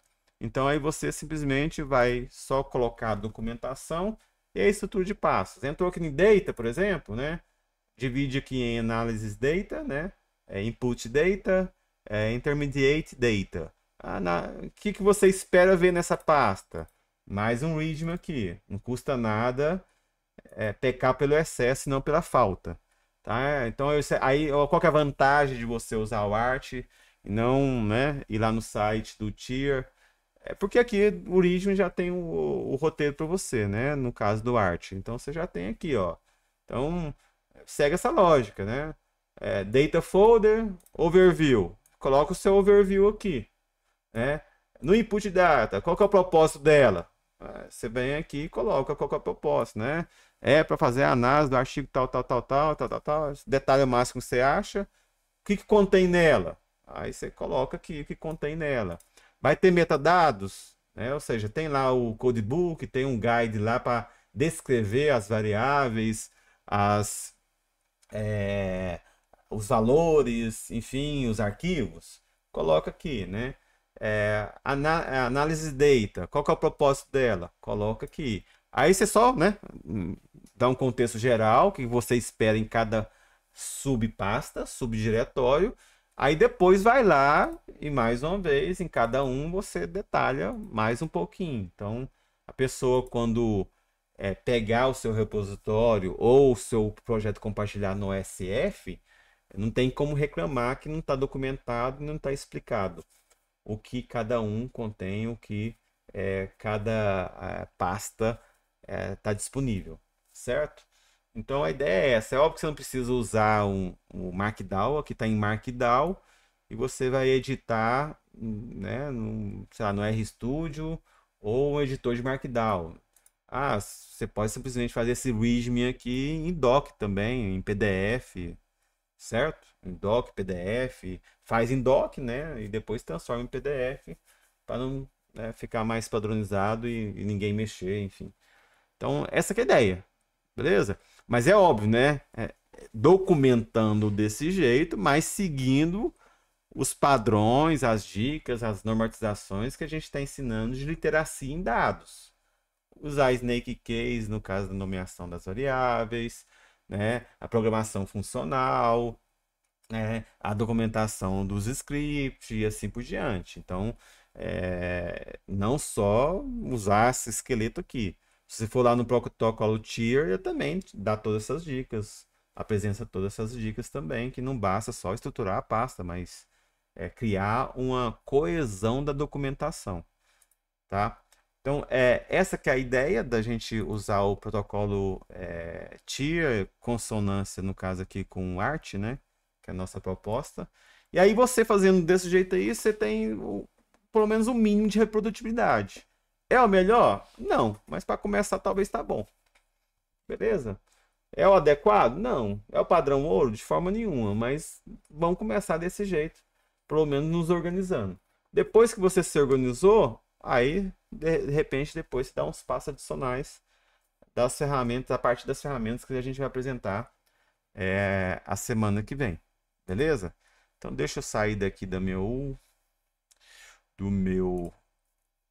computador da minha virtual. Deixa eu colocar aqui. Opa, deixa eu sair aqui, voltar para o meu computador e apresentação aqui, né? Aqui, ó, aqui na estrutura. Essa apresentação aqui, viu, pessoal? Tá disponível só para lembrar vocês. Deixa eu colocar aqui em qualquer aba. Essa apresentação que depois vocês quiserem retomar, nossa página do curso, agenda, apresentação, viu? Beleza? Tá aqui disponível. Vocês acessam depois essa apresentação que eu estou passando para vocês aqui, que é a mesma, tá? Então aí você tem aqui a vantagem dessa estrutura. Essa figura aqui tem lá no Art, no repositório, só que está em inglês. A vantagem de vocês verem aqui é porque está em português, beleza? Vai que você quer desenvolver o seu trabalho, é tudo em português mesmo, né? Tá pensando em publicar fora, enfim, quer deixar tudo em português, né? Então você é anti-americano, não quer nem saber do inglês, enfim, né? Preserva a cultura e a língua nacional, então que seja, né? Se eu pudesse, faria isso, mas não posso, né? Tem que se adequar. Vamos lá. Então, aí eu já mostrei para vocês a estrutura do Art. E aqui tem, né, um resumo das pastas, né? Então, dentro de dados, você pode ter dados originais. E dentro dos dados originais, você pode ter seu codebook, né, o seu guia, os seus metadados, explicando cada uma das variáveis, as fontes, né, de onde que é a origem daqueles dados, fazendo uma breve descrição daquilo. os valores de cada variável e assim por diante. Você pode ter ou não ter dados intermediários de processamento. Se tiver, você pode criar uma pasta para isso. E no final das contas, os dados de saídas ou os dados de análise. Beleza? Aí você tem uma pasta de script. E aí você pode ter a script de processamento. Aqui eu não quis traduzir, não. Eu acho que tá tão comum, né, chamar script que eu não traduzi, não. É script mesmo. Comandos, né? Enfim, script de processamento, script de análise, saída, e se tiver apêndice, se tiver script de apêndice também. Cada um aqui são saídas que executa o processamento dos dados, fazer o ETL, né, a extração, transformação e a leitura dos dados, aquilo que vai gerar tabelas, gráficos, assim por diante do artigo. E depois, se tiver apêndice, por exemplo, você pode ter também uma pasta só para isso. O tier, ele propõe um script master, tá? Vai chegar na frente, eu vou comentar sobre isso aqui, que eu não concordo muito com essa filosofia, não. Beleza? Mas eu vou falar o motivo agora mesmo. Aí você pode ter as suas saídas, aí você pode ter uma pasta só de resultados e a dos resultados do apêndice. Beleza? Então aqui realmente são as tabelas. Aqui é o script que gera a tabela, né? Script análise são os comandos que geram as tabelas e aqui você tem as tabelas, os gráficos e assim por diante. Alguns outros protocolos, porque o TIA é um dos protocolos, existem outros, viu? Alguns colocam, em vez de saídas, resultados, por exemplo, né? Chama results. Única pasta results, dividida, por exemplo, em modelos de regressão, análise descritiva e assim por diante, dependendo do tipo de análise que você tem dentro do seu texto. Pode ser também, beleza? E aí o art na raiz tem esses outros arquivos aqui que eu explico lá na documentação do repositório e no artigo que deu origem, né? Nos 3 artigos que deu origem ao art que eu já comentei com vocês, que está na nossa indicação de literatura também. Beleza. Então, continuando aqui, e acompanhar essas mudanças. Aqui vai ser mais fazer mais sentido algumas questões aqui se você for adotar o que nós vamos propor a semana que vem. Outras não, outras você pode adotar mesmo se não for usar Git ou GitHub. Mas faz mais sentido e é mais fácil acompanhar e operacionalmente mais tranquilo, depois que você domina, é óbvio, né? Depois que você aprende a ferramenta, se você se propor a avançar um pouco no seu nível de reprodutibilidade. Aprendi aqui me organizar, me disciplinar, agora eu quero aprender umas ferramentas adicionais para eu poder entregar mais ainda em termos de reprodutibilidade. Então aí você vai aprender Git, GitHub, né? E assim por diante. E aí você deveria seguir essas dicas aqui, beleza? Algumas vão permanecer independente de você usar Git ou não. Mas as outras só faz sentido você usar Git. O backup de tudo criado, eu acho que isso já é quase automático se você já seguiu nossa orientação anterior, deixa tudo arquivado no Dropbox, Google Drive, e depois espelha isso no SF para facilitar mais a vida. Pode fazer isso a partir da análise qualitativa, não precisa ser nem quantitativa, não precisa nem usar RStudio, nem usar Git, nem nada. Tá? Então, se você usa Git, tem o costume de fazer os commits que nós vamos falar, né? As entradas de rastreio, vamos dizer assim, né? Os rastreios, guardar e pedir o Git para guardar os rastreios de uma forma mais picada, tá? Não deixar acumular muita coisa que você mudou e depois fazer um commit. Não faça isso, porque você pode ter problemas de merge, né? Enfim, então tenta fazer pequenas atualizações, talvez diárias, né? Regularmente. Eu tenho costume aqui, trabalhei aqui o dia inteiro, trabalhei e tal. A gente, né? Antes era mais problemática a questão do save, né? Porque você tinha um computador velho que dava pau e você perdeu do nada o HD, o pendrive, não sei, você perdeu o arquivo, perdeu tudo, né? Hoje não, hoje você já tem aqui, está sincronizado nas nuvens, então de repente deu algum problema aqui, ficou histórico de 2 minutos atrás, mesmo que caiu aqui a energia, enfim. Então hoje está mais tranquila essa questão, mas antigamente eu já passei muita raiva aqui. E recentemente Esse curso aqui que a gente aplicou o ano passado, 2024, 2 meses antes eu tive um problema no meu HD aqui, deu maior trabalho. Perdi o HD e no final das contas, é óbvio que, né, que eu tinha muita coisa salva, estava tudo quase salvo. Mas quando eu fui reinstalar tudo, né, o trabalho danado que tem de se reinstalar tudo, é óbvio, não tem como fugir. Mas aí eu me deparei aqui com a situação que eu, nossa, esqueci de fazer backup disso. Ó, o canal Psicoeconometria ficou um ano sem eu postar nada. Eu acho que talvez até mais, não sei. Porque eu perdi as artes todas do canal, né? Porque eu tinha esquecido de fazer backup, tava fora do OneDrive e paciência, né? Coisas que eu paguei para fazer, né? Então, sim, acontece. Por mais que hoje em dia a gente dirimiu esse risco com armazenamento nas nuvens vinculado quando você liga o seu PC, né? Quase que automático, mas ainda pode acontecer. Agora, em relação ao Git, ao rastreio, tenta fazer isso todo dia. Eu tô aqui, eu faço isso todo dia. Tô trabalhando aqui no RStudio, trabalhei e tal. Quando eu vou fechar o computador, parar de trabalhar, aí sim, no final do dia, eu dou o commit. Não deixa acumular. Ah, o pessoal vai ficar. Vou publicar um repositório com 230 commits, que coisa feia, que jeito que. Muita informação, tem gente rastreada. Não, preocupo com isso não. Vai fazer lá os seus commits de pequenos pedaços, porque você vai evitar de repente problema depois, tá? Então você vai reduzir os conflitos aí de merge. Cria sempre um checklist, né, do seu plano de trabalho aqui, se for o caso. Sempre lembrar de, né, ó, fazer commit todo dia, fazer commit nessas etapas, criar versionamento, né? Fechou o artigo para a primeira submissão. Cria um versionamento lá, né? Uma tag. A gente vai ver isso aqui quando estiver tratando no GitHub. Cria uma tag lá, ó.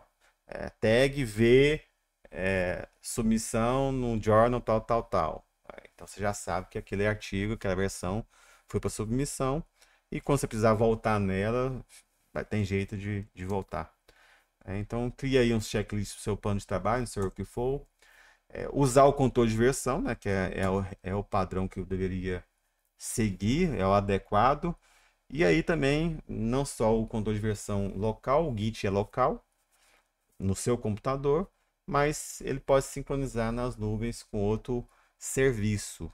O mais comum, mais conhecido, que é da própria Microsoft, que é o GitHub, certo? Mas existem outros, né? Existe o GitLab, do próprio Quarto, né? Quarto Pub, enfim, existem diversos outros serviços que você pode utilizar, não só o Git. E aí ele vai te dar o histórico completo de tudo que mudou no seu trabalho. Em relação aos manuscritos, né, os arquivos que realmente vão ser publicados lá, né, o seu PDF, seu doc, quais seriam as dicas interessantes? Sim, trabalhar nas nuvens, Google Docs, Microsoft OneDrive. Por quê? Porque ali você consegue ter um histórico de versões automático. Não do jeito que você queria e não do seu jeito. Não com seus pontos de controle. Com os pontos de controle da Microsoft. Né? Porque de repente você não consegue voltar naquele ponto de controle que você queria.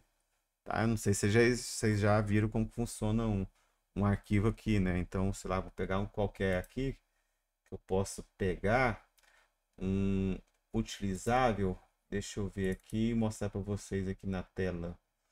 Deixa eu ver se eu consigo aqui. Vamos aqui, ó, então. Roteiro aqui da nossa aula anterior. Então você pode simplesmente vir aqui, ó, roteiro 2025 foi o roteiro da aula que a gente deu do USF, certo? Então você vem aqui no OneDrive e aí você vê aqui, ó, histórico de versão. Mas histórico aqui não foi eu que criei não, né? Eu nem sei do que se trata, tá um datas aqui, né? Se eu quiser voltar lá na primeira data, tá aqui a primeira data que foi criada dia 30/10. Então, vou lá. Aí vai me dar o arquivo em 30. Aqui, ó. 7/11, né? Aí exibi online. Aí eu consigo ver a versão dele lá em 7/11, do jeito que estava lá originalmente, certo? Mas assim, eu não sei o que tinha lá originalmente, que foi feito. Aí eu vim mudando aqui, mudou tudo. Então você pode, é óbvio que melhor do que nada, né? É óbvio que é melhor do que nada, mas e por isso que é bom você deixar os seus trabalhos em nuvens. Não sei se o pessoal aí sabia desse recurso, mas sempre é bom você deixar no OneDrive, no Google Drive, enfim, e você consegue voltar até certo ponto no tempo. Só que esse ponto no tempo, quem dita é a Microsoft, não é você. Agora no Git você dita o ponto do tempo que você quer fazer cada commit, você descreve o que você fez de alteração naquela data, naquele commit, certo? E daqui a 2 meses, 3 meses, se quiser voltar no tempo, naquele lugar, naquele ponto, né, naquele arquivo, naquela situação do projeto, não é só um arquivo, tudo ao mesmo tempo. Aqui eu mostrei de um arquivo, né? Mas imagina o projeto, a sua pasta, do jeito que ela era 2 meses atrás, certo? Então tem como você fazer isso. Beleza, seguindo aqui. Seguindo aqui. Pus pro lado aqui, vamos lá. Mas assim, o ideal é óbvio que isso aí você pode fazer, você trabalhando aqui, colocar colaboradores, né? Colocar, compartilhar a pasta. E para trabalhar, viu? Para trabalhar num docx, se você vai trabalhar no arquivo, num documento de texto, docx, Google Docs, que seja, em colaboração com outra pessoa, eu aconselho até que seja realmente via Microsoft mesmo, via nuvens da Google. Você não usa commit, você não use, né, o Git para rastrear isso não. Tá? O Git não é bom para rastrear arquivos proprietários. Ele é bom para rastrear arquivos de texto, planos. No caso, as tabelas, as planilhas CSV, tá? Coisas planas. Arquivos .txt, .md, .kmd. Então, são arquivos de textos que não têm a formatação, e a formatação é dada por tags, por marcações. Então, quando a gente fala em linguagem Markdown, é uma linguagem de marcação Markdown. Eu não vou lá, né, no mouse e achuro lá o texto e coloco ele negrito, não. Eu marco o texto entre dois asteriscos e aí o compilador vai entender que aquela frase é um negrito, beleza? Então, o Git serve para isso. Para rastrear docx, ele não é bom. Se você vai trabalhar num documento de texto, Google, Microsoft, seja o que for, usa o OneDrive, usa o Google Drive mesmo. Tá bem melhor para colaboração e trabalhar conjuntamente. Ele serve, né, o Git para textos planos aqui, ó. Textos simples, tá? Textos em linguagem Markdown, LaTeX, HTML, Quarto, né, que nada mais é do que basicamente a junção de tudo isso aí, né? LaTeX, Markdown, HTML, tudo junto, o Quarto. E aí sim, esse tipo de arquivo plano de texto, ele é o ideal para o versionamento, que aí você consegue fazer o rastreio e o controle bem mais apurado. Tá? Para XLX, DocX e PDF, imagens, não é muito bom não.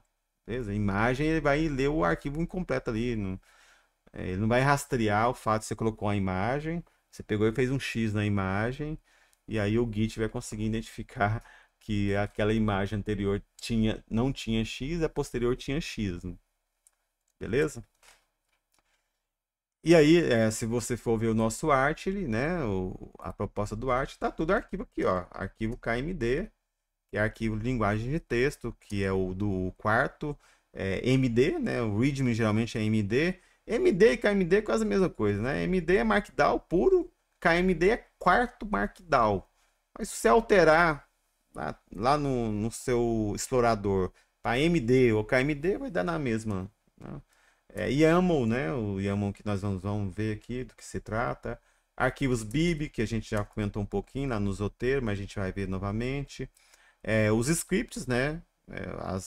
Os scripts em R, em Python, que são linguagens planas também. Ok? Beleza. Continuando aqui. Agora é o seguinte, né? Ah, professor, ó, Pablo, eu não vou mexer com isso não, viu? Ou faça mais análises qualitativas, não domino muito, não quer saber muito de análise quantitativa, mexer com R, é, enfim, RStudio, Python. Vou passar algumas dicas aqui que de repente você pode aproveitar também, beleza? São o que eu estou chamando aqui de boas práticas complementares. Essas boas práticas complementares aqui, eu acho que nem, não sei se está lá no texto do Wilson, 2017, ou no curso, né, da Carpentry 2024. Não lembro se eu peguei e foi de lá, mas são questões também do meu dia a dia, coisas que a gente vai aprendendo com o tempo aí. Tá? Assim, então se você, né, não vai mexer com, com algumas coisas relacionadas que a gente colocou aqui agora, né, GitHub, o que você pode fazer aí para melhorar um pouco mais aí a sua reprodutibilidade, certo? Então, maximizar e otimizar aí a sua reprodutibilidade mínima. Você pode sim, nessa situação, criar um script único. Vamos comentar. Usar e acostumar sempre usar caminhos relativos. Fazer a documentação do ambiente. Não vou usar REM. Então, mas pelo menos diz quais são os pacotes, as versões do pacote, as versões do software. Temos algumas soluções no code que, se você usar ela, é melhor para reprodutibilidade. Melhor do que você usar SPCS, por exemplo. Certo? Então, vamos comentar aqui. E se você vai, né, insistir em ficar no Excel ainda, tem umas dicas para vocês em relação à organização das planilhas. Beleza. O Script Master é mais ou menos o seguinte, ó, tá tudo documentado direitinho, né, o README de cada pasta, a estrutura aqui coesa. Então, para provar que realmente o que eu fiz aqui roda do início ao fim, você faz um único script que, né, mostra a sequência das suas análises. E aí, né, esse aqui é só um exemplo, viu, gente? Não precisa se preocupar com essas códigos aqui, não. Que mostra a sequência das suas análises. Olha, esse código aqui primeiro pegou o script 00 setup, depois importou os dados, depois limpou os dados, depois analisou, depois gerou né, os plots, tabelas, gráficos e assim por diante. Tá? Então, um único script que, se a pessoa executar, vai conseguir replicar exatamente o que você publicou lá no seu artigo. O que eu falei para vocês lá atrás que, sei lá, se eu não concordo muito com isso? Porque essa é a questão do script master aqui, ele depende, né? Por exemplo, no meu caso, que a minha proposta de alguns artigos é ensinar o que está sendo feito. Se eu colocar um único script que, né, faz tudo automático, a pessoa não vai aprender. Então, não vejo muito serventia de colocar um script master, porque o que ela precisa ver são os blocos e cada um dos códigos sendo feito um a um. É óbvio que de repente você pode colocar um script master como prova real só, né? Para provar que, ó, tá replicável de cima e embaixo. Isso se você não vai usar um documento dinâmico. Então, se você não vai usar documento dinâmico, você vai só organizar a sua estrutura das pastas do jeito que a gente recomendou, usar boas práticas de padronização, de codificação, e não vai usar documento dinâmico, né? Beleza? Usou o R puro, nem usou o RStudio. Então, ó, pra vocês verem que eu fiz tudo certinho aqui, esse script aqui, que ele vai do início ao fim, sem crachar, né? Sem quebrar. Então tá tudo funcionando. Agora, eu que vou usar quarto, né? Quando eu renderizar o documento, quarto render, né? O projeto inteiro, ele só vai funcionar no final se tudo tiver certo. Né? Como vocês vão ver, é tudo vinculado, código com texto, com saídas. Então, quando eu renderizo o projeto, automaticamente eu já estou rodando tudo. Então, aí eu não precisaria desse script master, beleza? Esse script único. Então, o script geralmente está lá na pasta da raiz dos trabalhos run all, né? Basta você apertar que ele vai gerar. Se você vai usar as dicas que nós vamos apresentar na aula 6, você não precisaria desse script. Caminhos relativos. Eu não vou usar algumas boas práticas de versionamento nem de documentos dinâmicos. Mas, pelo amor de Deus, usa pelo menos os projetos no RStudio, né? Se você adota e tem costume de naquela pasta que você está fazendo as análises, no R, por exemplo, criar um projeto RStudio, você não precisa preocupar com a questão dos caminhos absolutos, certo? Igual esse aqui, né? Data, vai ler o CSV, aí coloquei aqui a raiz do meu computador, né? Essa raiz aqui existe só no meu computador, não existe no computador do cara que vai pegar o script e vai rodar as análises, certo? Então, se você não vai usar a dica é que você usa o RStudio, os projetos do RStudio. Mas se você não for usar, tem pacotes que ajudam com a questão do caminho relativo. Eu conheço aqui e cheguei a usar uma vez ou outra o here, né? Aqui, né? Aí você usa o pacote here lá e tenta organizar a questão dos caminhos relativos. Mas, como eu falei, né? Então é melhor você usar o projeto do RStudio e não precisar de aprender e preocupar em decorar mais um pacote, mais funções, beleza?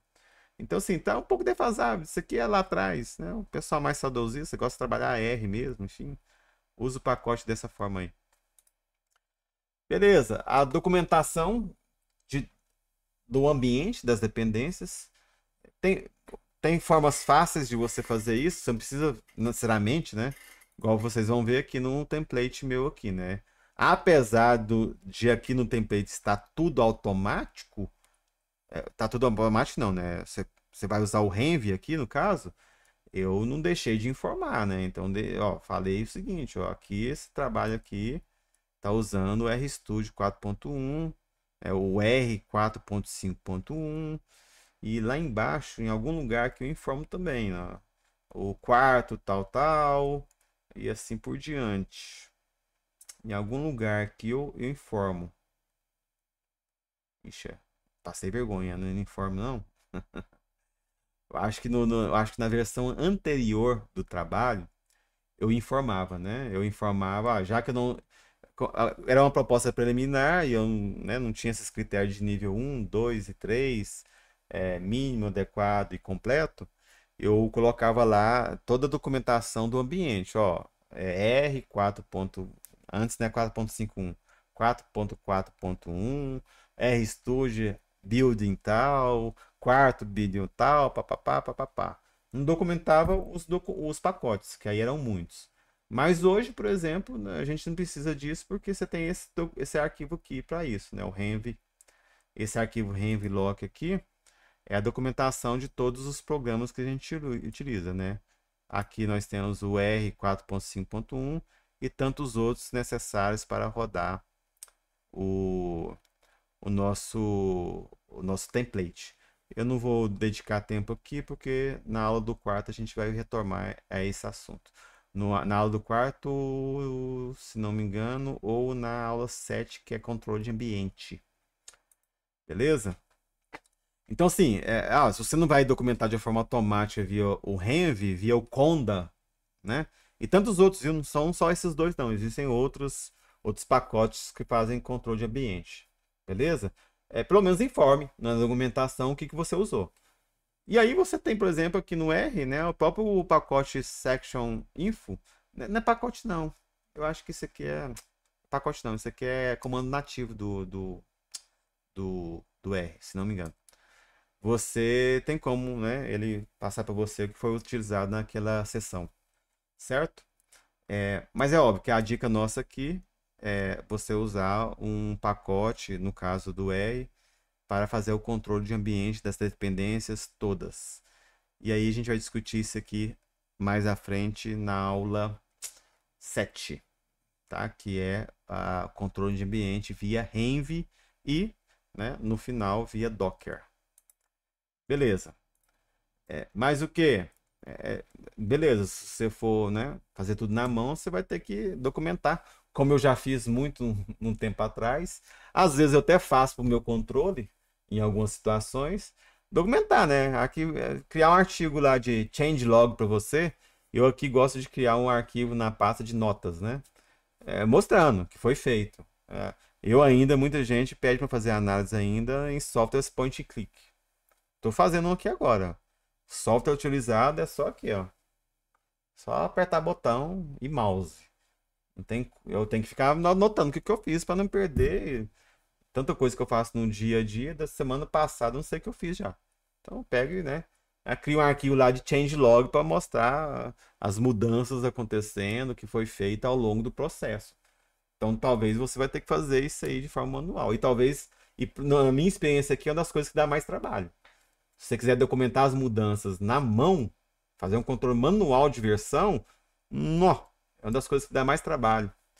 É, quantas e quantas vezes? Quantas e quantas vezes eu fui artigo meu, o que, que eu chamo de notas, né? De 2 meses atrás, eu não entendi o que eu escrevi, meu.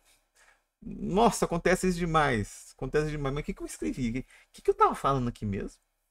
Que é? Entendeu? Então, assim, dá muito trabalho fazer controle manual de mudanças. Muito trabalho. Você cria os projetos e sempre tem o costume também de qualquer mudança estrutural significativa, você cria as cópias desses projetos.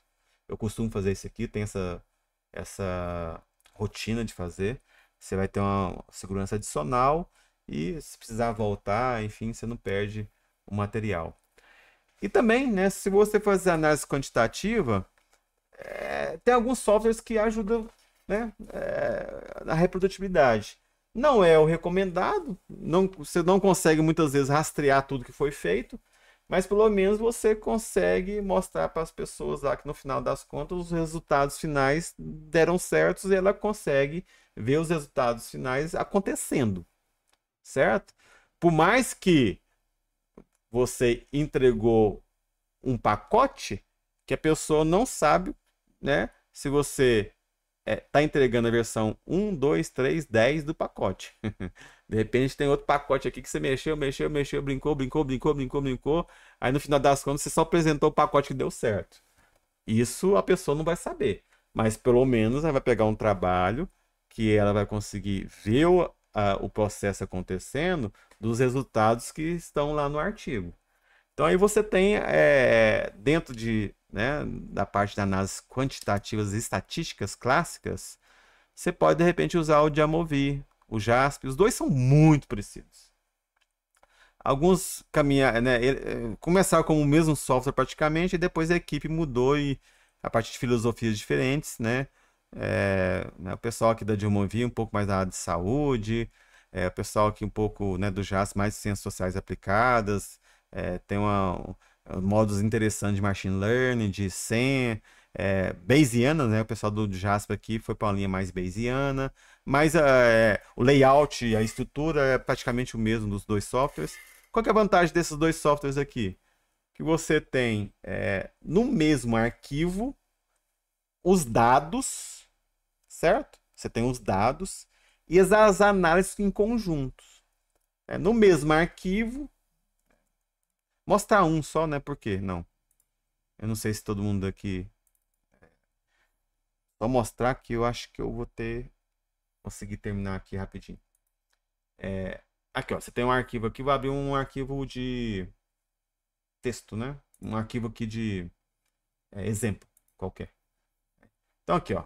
Olha só que legal. No mesmo arquivo você tem os dados. O grande problema do JASP e do Jamovi é que você não tem opções de manipular muitos dados aqui. Os dados você tem que trazer de fora. Tá? E aí é por isso que eu indiquei o OpenRefine. Não sei se vocês conhecem aqui, ó, esse software aqui, OpenRefine. Você manipula e transforma os dados. E o log do que você fez fica tudo arquivado e guardado. Aí você manipula aqui o que você tem que manipular no OpenRefine e joga para o Jamovi e o JASP. Você manipula o que você tem que manipular no OpenRefine com um rastreio, beleza? E joga para o Orange ou Knine, né? Que é mais de machine learning, mais pessoal de ciência de dados, certo? Então, essa que é a ideia. Então, no caso do JASP, eu já movi a mesma coisa. Você tem os dados aqui, para manipular é meio complicado, mas olha só, né? Em cada um dos modos, que são modos que você vai acrescentando conforme a sua necessidade. Não tem tudo, viu? E a performance não é boa, tanto do JASP como do Jamovi, para análises mais complexas. E aqui, simplesmente, ó, você tem aqui as seleções, né? Tudo point and click. Alguns modos não, alguns modos você tem que colocar a equação, enfim. Mas a maioria é tudo point and click, você toma as decisões aqui, e à medida que você vai tomando as decisões aqui, ó, vai mudando aqui os resultados. Tudo vai mudando. Aqui não mudou porque não tinha coisa que mudar, né? Ah, tá mudando aqui, ó. As correlações, tá tudo mudando. Beleza? E você pode, né, editar aqui e fazer seus comentários. Markdown, viu, gente? Vai aqui, ó, editor de texto aqui dentro, que você vai manipulando, escrevendo. Se eu tivesse preparado aqui, que eu esqueci, que eu tenho um arquivo aqui de PLS-100, de análise de equações estruturais, de um artigo que eu publiquei, que é desse jeito, né? Todo comentado. Parece que eu tenho um artigo dentro do arquivo de análise estatística, certo? Todo comentado.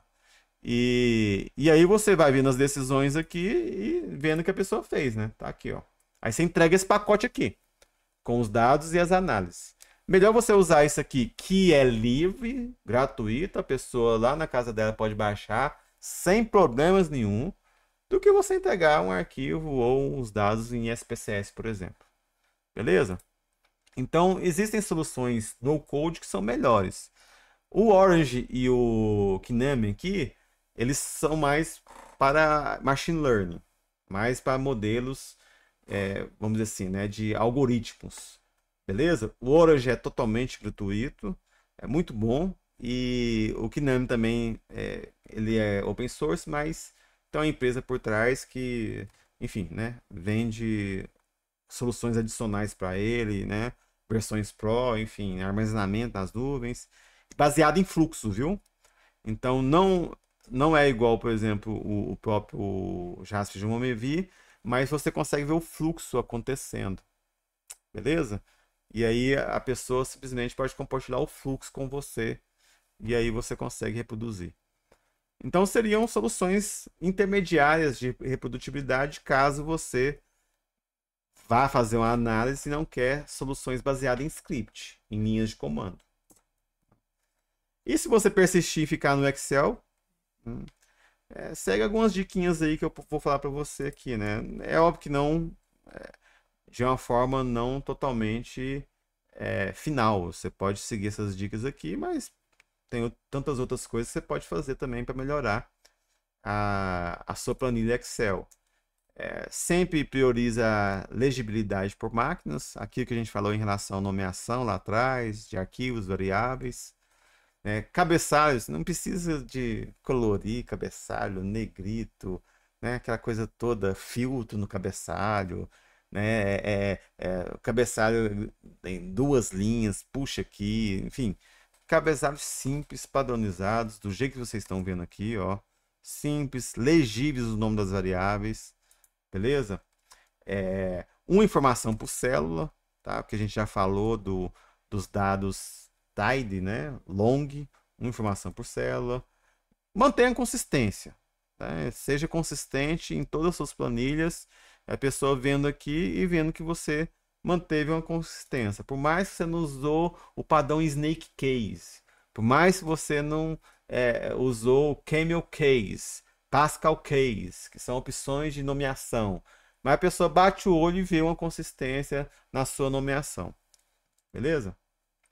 O bom de você usar Snake Case é que você não tem que ficar explicando o que você fez, né? Você, ó, usei Snake Case, aí a pessoa vai lá na documentação do Tidyverse, do Guide, né? Do Google e sabe o que você fez. Padroniza valores ausentes, né? Então, sempre o valor ausente é ND 999, por exemplo. Beleza? Formato de data a gente já falou. Sempre formata no padrão ISO 8601, ano primeiro, depois mês e depois dia. Beleza? Proteja os dados brutos. Então, aqueles dados lá originais, coloca lá permissão, somente leitura. De forma nenhuma se deixa ninguém manipular ele. Organize arquivos por etapas, certo? O que eu tô falando? Eu tô falando o seguinte, ó, você tem um arquivo lá só de dados, meu. Não inventa de naquela planilha você colocar um gráfico, uma análise junto, não. O arquivo é só de dados e o arquivo é só de outputs. Não inventa de misturar um punhado de etapas no mesmo arquivo. Ok? Documentos, metadados, né? Então, cria um outro arquivo com codebook explicando o que significa cada uma das variáveis. Pode ser uma explicação detalhada, ok, se tiver tempo, fôlego para isso, detalhe o máximo que você pode, mas no mínimo deixa algo inteligível. beleza? Então aqui a gente tem aqui a dica de um codebook que é no arquivo à parte também. Pode ser no arquivo TXT, pode ser no outro arquivo CSV, beleza? Beleza. E sempre, né, preferir, como eu já adiantei, formatos não proprietários, CSV, TSV, JSON, em vez de Excel, CLX, XLX, XLSX e assim por diante. Beleza, gente? Então a mensagem principal nossa aqui é: seja seu principal colaborador. Pense você daqui a 6 meses. E eu tô falando por experiência própria. Não lembro que eu fiz 6 meses atrás de forma nenhuma se não tivesse anotando tudo. Eu ainda tenho dificuldade de entender o que eu quis dizer. Parece que quem escreveu foi outra pessoa, não fui eu. Imagina se eu não anotasse, entendeu? Então, seja seu principal colaborador, pense você daqui a 6 meses, né? E aí, o pessoal aí, não sei se tem um perfil de mesma idade minha, então, quando você vai ficando mais velho, aí que o problema extrapola mais, né? Porque essa memória vai ficando curta, você não lembra de mais nada. Aí que piora ainda. E eu aqui fazendo uma análise por semana, daqui a 3 semanas, nem lembro da análise que eu fiz 3 semanas atrás. Enfim, as variáveis mudando toda semana, o problema, os objetivos. Se eu não anotar e se eu não me organizar, eu vou ficar doido, principalmente na minha idade. Então a reprodutividade não é ser perfeito, né? Comece devagarzinho, melhor a cada dia, tenta melhorar a cada dia, certo? Então, você fazendo isso, você vai tornar também a ciência melhor a cada dia. E 50% é melhor do que 0%, né? No caso aqui, 80% reprodutível é melhor do que 0%. E comece, né? Gradualmente, porque o seu eu futuro aí vai agradecer, os seus colaboradores vão agradecer. Beleza, pessoal? Espero que tenha contribuído até aqui. Se alguém tiver alguma dúvida aí,